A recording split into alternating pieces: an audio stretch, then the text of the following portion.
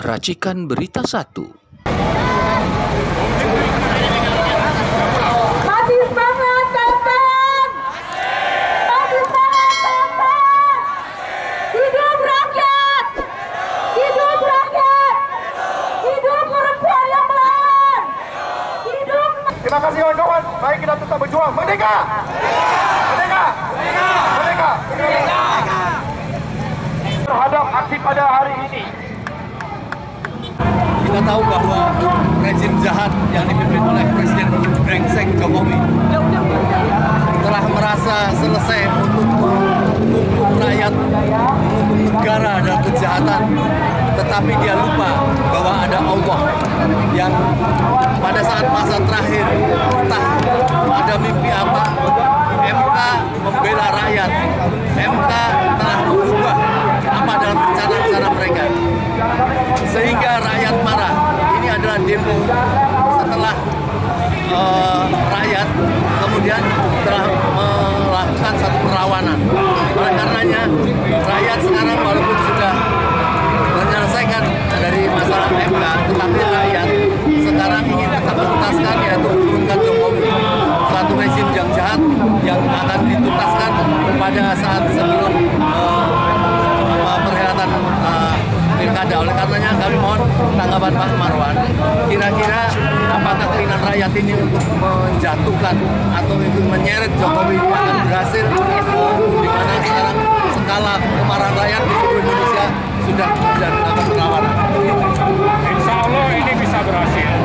Tapi saya ingin mengingatkan kita semua, rakyat Indonesia, elit-elit politik, para tokoh, guru-guru besar, aktivis kampus, buku dan sebagainya, tentang sepak terjang Joko Widodo dalam 2-3 tahun terakhir.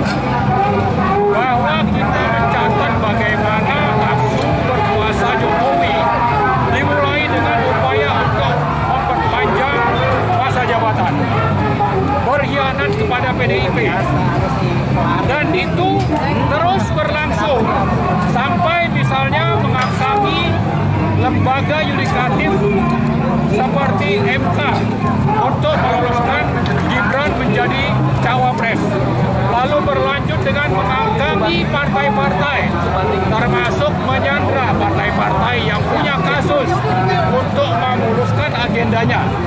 Gagal untuk berkuasa menjadi presiden, maka Jokowi menggantinya dengan agenda politik dinasti, menjadikan Gibran menjadi wapres dan akhirnya memenangkan pemilu curang 2024 melalui Prabowo Gibran.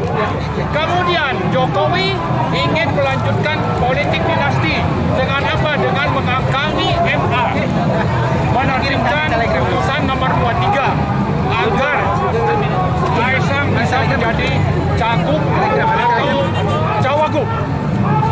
Nah, untunglah bahwa MK menerbitkan putusan nomor 60 dan 70 tahun 2024. Nah, karena itu saya kira upaya rezim oligarki nepotis Joko Widodo yang terbukti gagal menghadapi amarah rakyat pada tanggal 22 Agustus menolak menggugat DPR untuk mensahkan RUU Pilkada untuk membatalkan putusan MK nomor 60 dan 70 ini patut kita sambut baik. Oleh sebab itu, partai-partai yang selama ini mendukung atau tersandra oleh rezim nepotis oligarkis Jokowi ini harus berani melawan. Apakah itu Golkar, PAN, dan sebagainya. Mereka harus bangkit bersama rakyat. Untuk apa? Untuk menurunkan Joko Widodo dari kursi Presiden Indonesia tidak sampai ke tanggal 20 Oktober 2024. Ya, jadi rakyat saya kira sudah menunjukkan sikap mendukung putusan MK nomor 60 dan 70. Rakyat sudah bergabung untuk melawan DPR yang tadinya di bawah kendali kendali Joko Widodo, sehingga agenda oligarki nepotisme Joko Widodo saat ini sedang berantakan, maka sudah waktunya bagi partai-partai yang selama ini tersandra untuk bergabung bersama rakyat. Untuk apa? Untuk supaya mereka berani melawan kendali Jokowi yang selama ini menyandra partai-partai sehingga tidak berani bersikap. Ya, jadi kejahatan ini tadi disampaikan Pak Marwan adalah peran para partai-partai Ya, salah yang satu. dan didorong oleh rakyat supaya dia melakukan perlawanan kepada partai-partainya. Tetapi kita tahu bahwa partai yang seperti Golkar pun tidak mampu di bagian bawah untuk melakukan perlawanan di tingkat atas. Apa yang harus rakyat lakukan? Apakah masih mengaku partai itu ke depan seperti apa?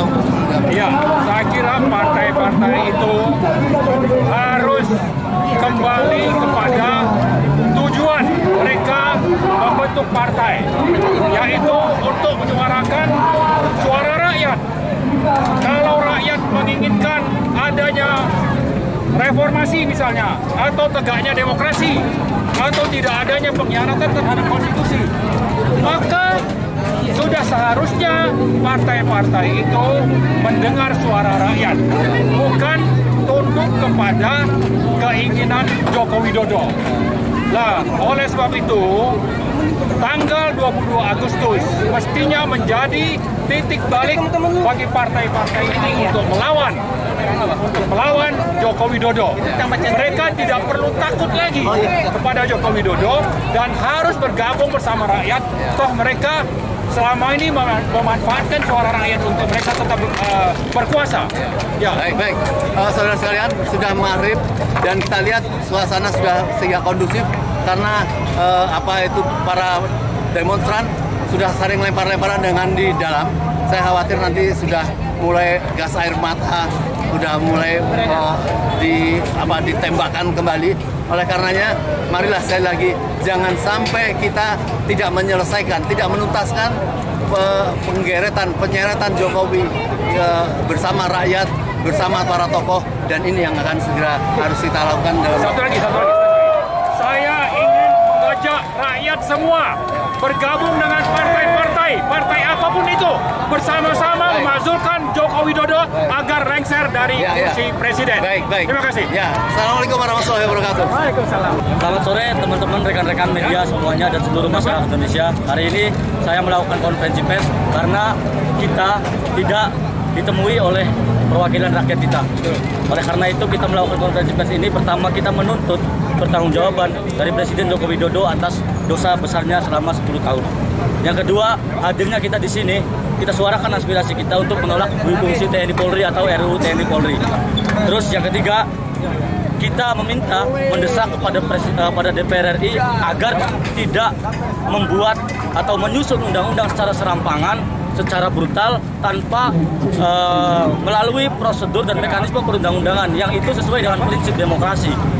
Terus selanjutnya kita tuntut juga pada DPR untuk segera mengesahkan RUU perampasan aset, karena ini semua keresahan masyarakat Indonesia.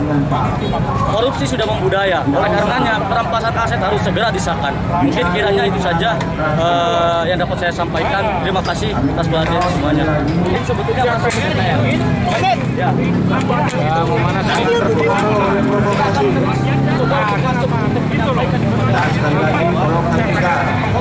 laksanakan dengan tertib, tunjukkan kalau kita tertib. Saya nggak tahu Mbak maksudnya apa, tapi kita cuma bisa begini. Iya kan? Ya, maksudnya apa? Kalau aneh kalau teman dari demo di hari Senin, Selasa ini, di hari Senin ini, kita lihat masih terjadi pelemparan, dan saya khawatir akan terjadi satu klimaks nanti karena mahasiswa merasa tidak puas atas dendam-dendam mereka kemarin. Mahasiswa ditangkapin, mahasiswa disederai, tentu mereka merasa tidak puas. Semoga ini penutupan ini tidak akan terjadi satu musibah yang berarti, tetapi kita tetap ambil hikmah dan yaitu keberanian untuk tetap menyuarakan penurunan Jokowi, karena ini sudah menjadi kemarahan rakyat di seluruh Indonesia, dan apabila ini tidak terjadi maka akan menjadi lebih buruk lagi ke depannya, karena kita berharap bahwa pemerintahan yang akan datang pun harus berani menghukum dan memberikan sikap. Tapi satu hal yang sudah berhasil dari gerakan-gerakan mahasiswa ini, yaitu MK disambut dan tetap tidak akan terjadi nepotisme yang digaungkan, antara lain adalah Kaisang, dan nanti akan merembet kepada tentang itu Bobi. Ini yang pasti akan terjadi.